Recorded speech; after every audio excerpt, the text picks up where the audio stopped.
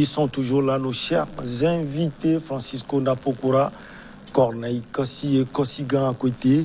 La Côte d'Ivoire, modeste producteur d'hydrocarbures, a annoncé mercredi 1er septembre la découverte majeure de pétrole et de gaz naturel au large de ses côtes lors d'un forage exploratoire effectué par le géant italien des hydrocarbures Eni et Corneille Kossi depuis le forage essentiellement offshore sont découverts dans votre pays.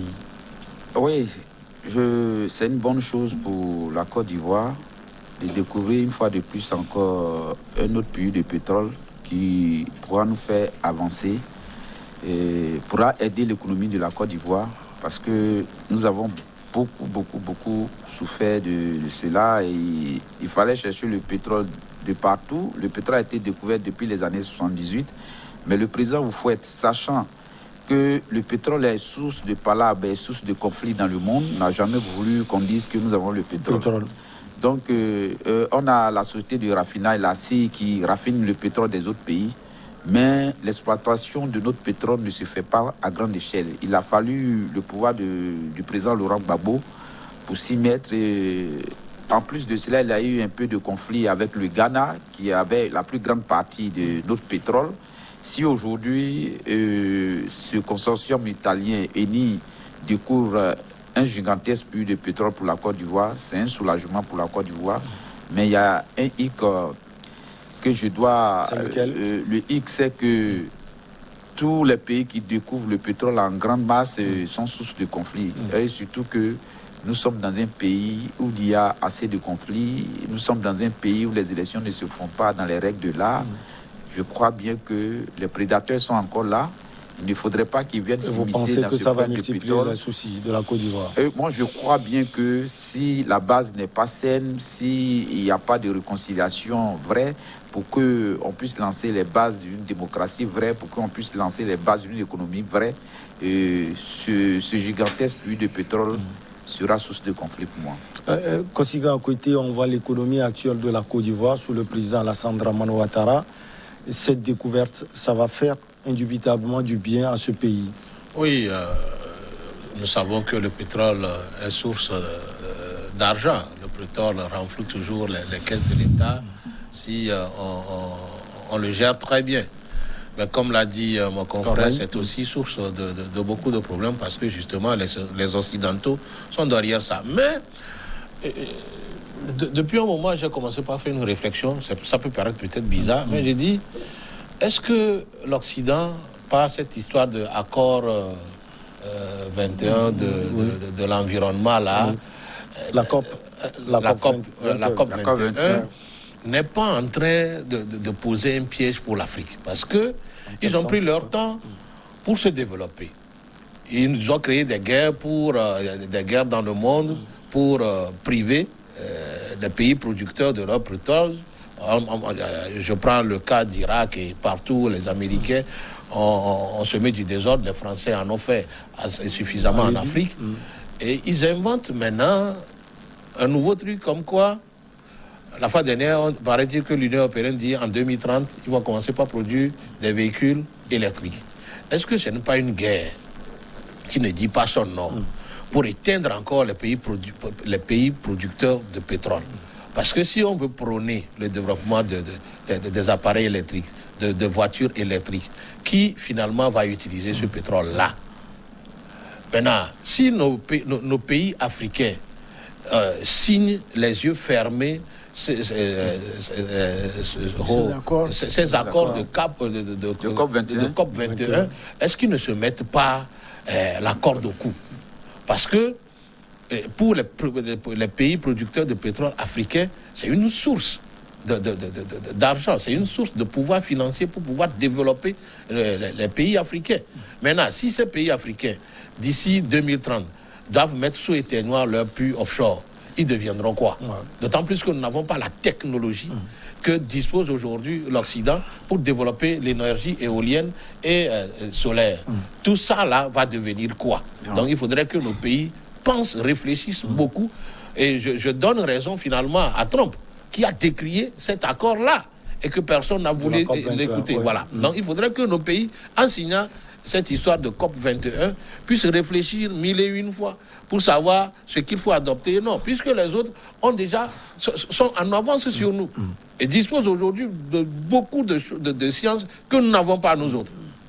Alors, on sait déjà que la Côte d'Ivoire a déjà eu à signer des accords avec Eni et le groupe Total pour explorer les blocs pétroliers. Aujourd'hui, cette découverte va encore faire du bien au pays de Houphouët-Boigny. Vous savez, heureusement, vous avez prononcé le mot, Houphouët-Boigny, le nom Houphouët-Boigny.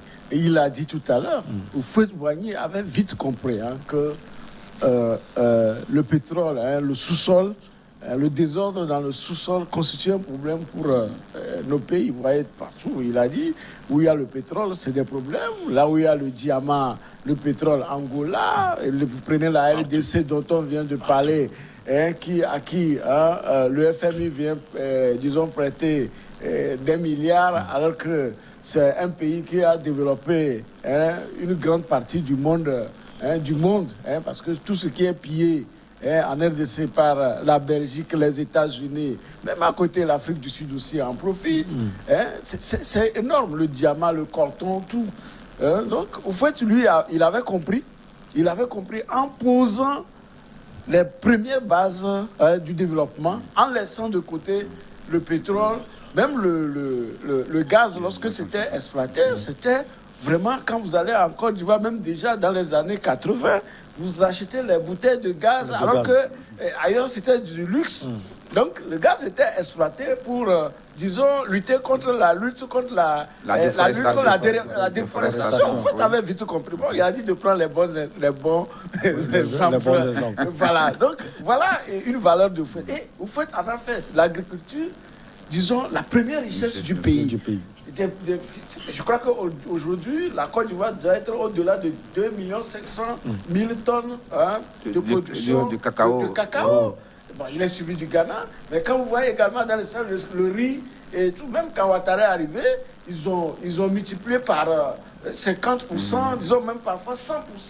D'accord, la filière agricole, voilà, dans les domaines. Et puis c'est avec des chiffres soutenus. Ce n'est pas des chiffres qu'on n'arrive pas à contrôler. Oui. Bon, maintenant, depuis l'arrivée de Gbagbo, comme il a dit, le pétrole, ça donne d'autres idées. Voilà, puisque quand vous prenez Houphouët à l'époque, Houphouët était un grand cultivateur, un grand producteur.